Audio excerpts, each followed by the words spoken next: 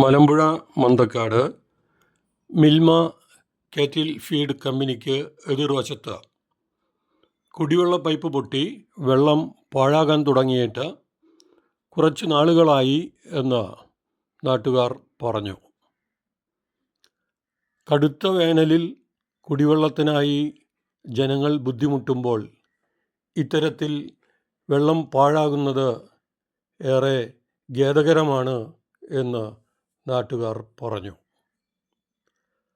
എന്നാൽ ഇത് തങ്ങളുടെ ശ്രദ്ധയിൽപ്പെട്ടിട്ടുണ്ടെന്നും ഉടൻ തന്നെ ഇത് ശരിയാക്കാനുള്ള നടപടി സ്വീകരിച്ചിട്ടുണ്ടെന്നും വാട്ടർ അതോറിറ്റി അധികൃതർ അറിയിച്ചു.